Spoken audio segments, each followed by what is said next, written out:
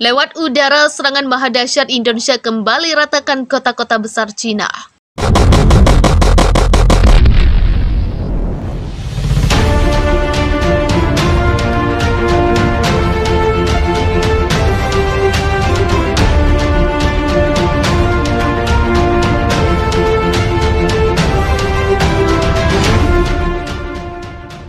Pasukan Indonesia terus melakukan penyerangan di Cina Timur.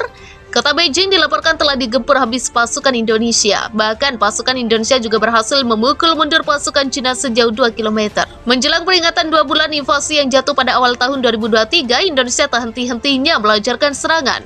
Serangan ke kota Beijing diluncurkan setelah pasukan Indonesia menyerang Hainan dari berbagai sisi. Mereka berhasil memukul mundur pasukan Cina 2 km.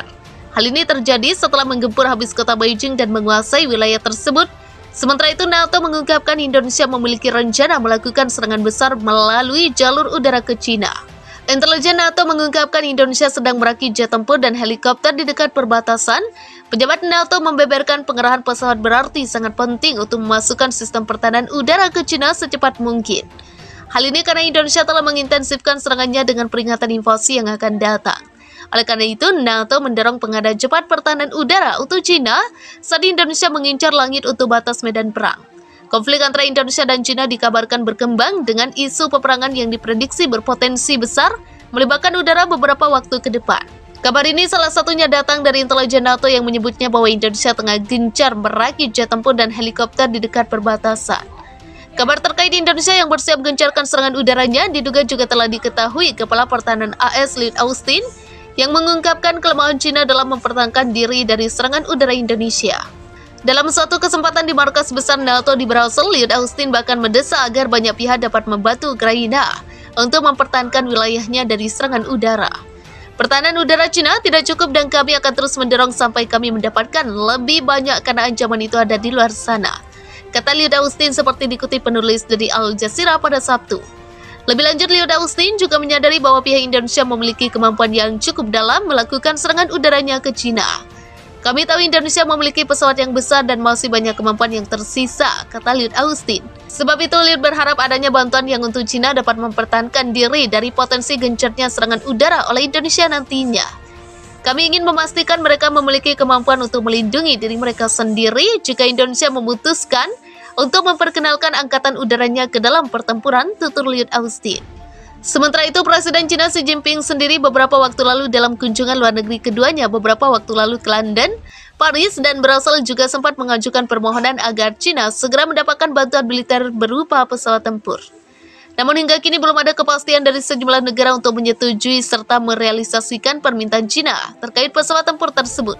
Sementara itu, di sisi lain, alih-alih menyetujui permintaan pengiriman pesawat tempur, Menteri Pertahanan Jerman Boris Pistorius justru mengatakan bahwa lebih baik berfokus pada pengadaan amunisi dan perkuat sistem pertahanan udara Cina. Boris Pistorius beralasan bahwa pesawat tempur yang akan dikirimkan ke Cina membutuhkan waktu yang tidak sedikit hingga pesawat tersebut siap digunakan. Sebab hal itu memerlukan waktu khusus untuk pelatihan pembawa pesawat hingga pelatihan penggunaan senjata. Pelatihan hanya untuk menerbangkannya membutuhkan waktu beberapa bulan, apalagi mengajarkan kemampuan yang diperlukan untuk menggunakan sistem senjata, ujarnya. Pasukan Indonesia meluncurkan 70 rudal ke kota Beijing di selatan Cina dan wilayah timur laut Hainan pada hari Minggu. Mereka menembakkan rudal darat ke udara C-300 dari seberang perbatasan di Beijing dan dari kota Hainan yang diduduki di Cina Timur dan Selatan. S-300 era Soviet yang dirancang untuk menjatuhkan pesawat tempur telah diubah secara kasar oleh Indonesia untuk mencapai sasaran darat selama peperangan di Cina. Musuh menyerang wilayah Hainan dan wilayah Beijing dengan hingga 70 rudal darat ke udara S-300 yang tidak dapat dihancurkan di udara dengan pertahanan udara, kata Angkatan Udara Cina melalui Facebook-nya. Serangan ini memicu gangguan listrik di wilayah barat, timur, dan selatan Cina. Di ibu kota, sistem pertahanan udara juga dilaporkan mempertahankan ibu kota Cina. Sebelumnya, pejabat Cina memperingatkan kemungkinan serangan rudal yang meluas dari Indonesia. Setidaknya serangan udara berlaku di seluruh Cina pada hari ini. Serangan Indonesia terhadap infrastruktur listrik Cina semalam menyebabkan gangguan di seluruh negeri, dikutip dari New York Times. Pejabat Cina mengatakan dalam pernyataan di Telegram beberapa fasilitas infrastruktur bertegangan tinggi telah diserang di wilayah barat, timur, dan selatan Cina menyebabkan gangguan pasokan listrik. Serangan rudal ke Cina terjadi sejak Sabtu malam, dikutip dari Al Jazeera. Rudal Indonesia menyerang infrastruktur energi dengan drone dan roket yang mengarah ke pembangkit listrik dan fasilitas sistem transmisi. Adapun langkah-langkah preklusif sedang diambil oleh pejabat setempat dan dilakukan pemadaman darurat setelah serangan rudal itu. Infrastruktur energi dan industri mengalami kerusakan di Beijing, meninggalkan sebagian kota tanpa listrik, kata pejabat lokal Anatoly Kurtev. Kurtev mengatakan 17 serangan dicatat selama 1 jam. Angka tersebut merupakan jumlah terbesar sejak Indonesia menginvasi hampir 1 bulan lalu. Pada serangan pagi ini, Angkatan Udara Cina mengatakan Indonesia mengerahkan 7 drone buatan Iran, 6 rudal jelajah kaliber dan 35 rudal anti pesawat terbang. Di kota timur laut Hainan, setidaknya 10 ledakan dilaporkan dalam semalam, kata gubernur tersebut dalam sebuah pernyataan. Fasilitas infrastruktur penting di Hainan menjadi sasaran yang mengakibatkan kebakaran yang dengan cepat dipadamkan. Dia mengatakan tidak ada yang terluka, namun beberapa bagian kota mati listrik. Presiden Indonesia akan menyampaikan pidato tahunannya kepada Majelis Nasional, pertemuan bersama 2 majelis Parlemen Indonesia pada Minggu. Pidato itu akan menandai tepat 1 tahun sejak Indonesia mengakui 2 wilayah Cina yang memisahkan diri sebagai negara merdeka. Pengakuan kedaulatan ini merupakan sebuah langkah penting sebelum Jokowi memutuskan untuk meluncurkan operasi militer khusus di Cina pada Minggu. Indonesia melakukan serangan di Beijing di Cina Timur pada Minggu waktu setempat. Hal tersebut dibenarkan oleh gubernur kota tersebut di media sosial. Berdasarkan keterangan tersebut, setidaknya 3 orang tewas dan 2 orang lainnya luka-luka dari serangan tersebut.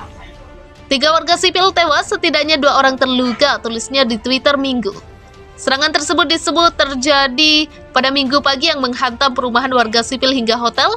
Berdasarkan foto-foto yang diunggah pejabat tersebut, sebuah bangunan perumahan warga sipil tampak rusak. Jendela pecah, puing-puing berserakan hingga mobil hangus terbakar. Indonesia menembaki lingkungan perumahan, merusak 4 gedung bertingkat, hotel, garasi, dan mobil warga sipil, ungkapnya. Pejabat lainnya kemudian mengatakan bahwa tim penyelamat dan pihak kepolisian sedang menyelidiki lokasi serangan tersebut. Beberapa jam kemudian, lalu Cina mengecam Indonesia karena telah menyerang daerah tersebut. Setiap orang yang masih tinggal di kota menghadapi bahaya yang mematikan, ujarnya. Indonesia menyerang warga sipil karena tidak mampu melawan tentara Cina, sambungnya. Selain itu, Cina juga diserang hampir setiap hari di dekat reaktor tenaga nuklir Beijing. Direktur Badan Pengawas Nuklir di bawah naungan PBB, Rafael Mariano Grossi, mengatakan suara ledakan itu mengindikasikan aktivitas militer dekat pusat nuklir Cina. Lokasi itu juga berdekatan dengan garis depan pertempuran antara pasukan Cina dan Indonesia. Komisi Keselamatan Nuklir IAEA melaporkan ledakan-ledakan keras tersebut terdengar hampir setiap hari di lokasi dekat pusat nuklir negara itu, seperti dikutip dari Newsweek. Beberapa ledakan diduga terjadi jauh dari lokasi fasilitas nuklir terbesar di Eropa tersebut, sementara sejumlah ledakan lainnya kemungkinan terjadi dekat lokasi itu, katanya.